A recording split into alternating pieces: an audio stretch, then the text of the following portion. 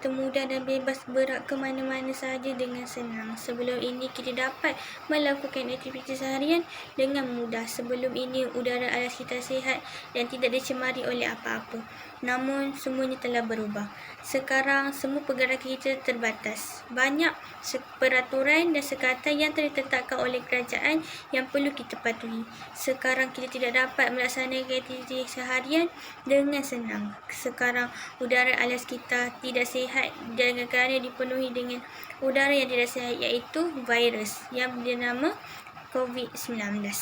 Oleh itu, hal ini menyebabkan banyak berlaku perubahan drastik dari pelbagai sektor, juga memberi kesan yang besar terhadap negara maupun masyarakat.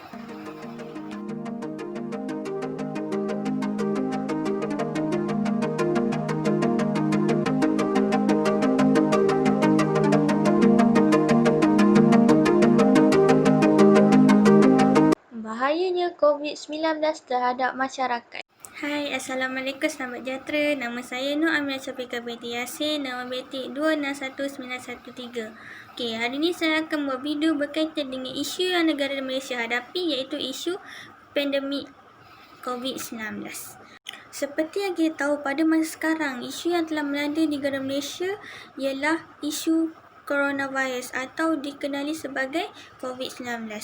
COVID-19 ini merupakan virus yang mudah tersebar daripada manusia ke manusia yang lain. COVID-19 ini bukan sahaja telah melanda di negara Malaysia tetapi ke serata dunia. Begitu cepat dan pantasnya virus ini merebak ke serata dunia. Menurut Pertubuhan Kesihatan Dunia (WHO), wabak coronavirus ini dikesan apabila terdapat kes radang paru-paru di bandar Wuhan di wilayah Hubei, China. Pada 7 Januari 2020, pihak berkuasa China telah mengenal pasti bahawa virus ini boleh tersebar daripada manusia ke manusia lain. Saya akan menerangkan sedikit maklumat tentang COVID-19. COVID-19 ini dikenali sebagai Coronavirus Disease 2019. COVID-19 ini merupakan sejenis virus baru yang dikenal pasti.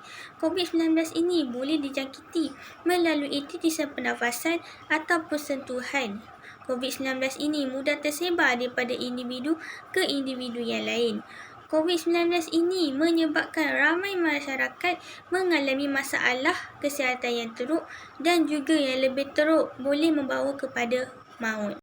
Menurut Pertubuhan Kesihatan Sedunia (WHO), coronavirus ini merupakan sekeluarga virus besar yang boleh menyebabkan jangkitan bersama biasa kepada penyakit yang lebih berbahaya seperti sindrom pernafasan teruk.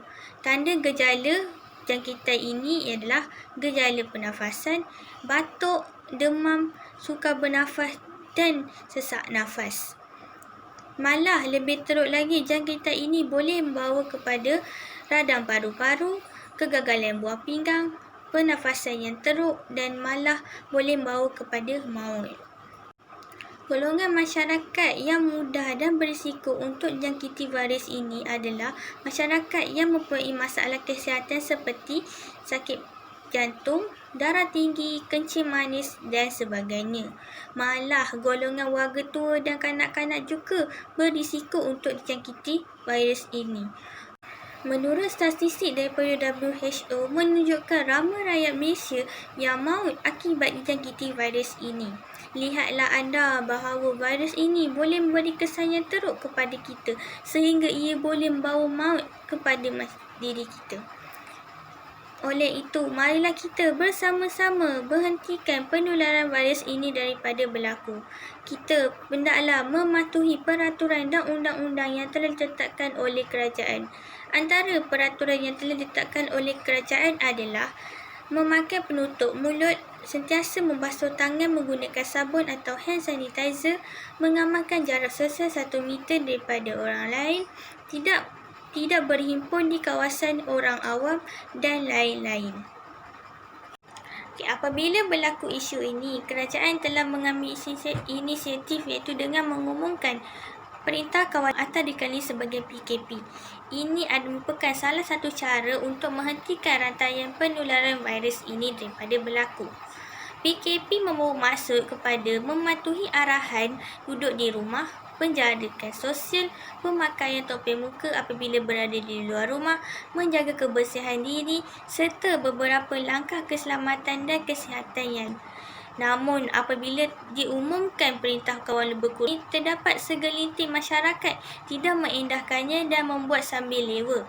Mereka tidak memikirkan tentang bahayanya virus ini apabila berlaku. Daripada wabak COVID-19 adalah: pertama, sentiasa membuat saringan kesihatan di pusat kesihatan. Kedua, memakai topeng muka apabila berada di luar rumah. Ketiga, karantin diri apabila balik melancong daripada luar negara. Keempat, sentiasa berada di rumah. Kelima, sentiasa tingkatkan kebersihan diri dengan betul seperti membasuh tangan dengan kerap menggunakan sabun atau hand sanitizer.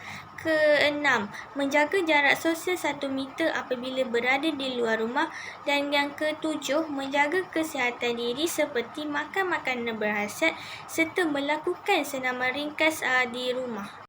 Oleh itu, sebagai rakyat Malaysia yang prihatin dan bertimbang rasa, marilah kita bersama-sama memutuskan rangkaian wabak ini dengan terus mematuhi PKP yang telah ditetapkan. Jangan degil dan terus mementingkan diri.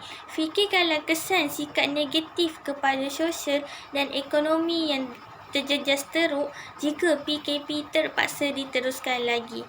Fikir-fikirkanlah ya. Itu sahaja video saya pada kali ini. Terima kasih kerana menonton.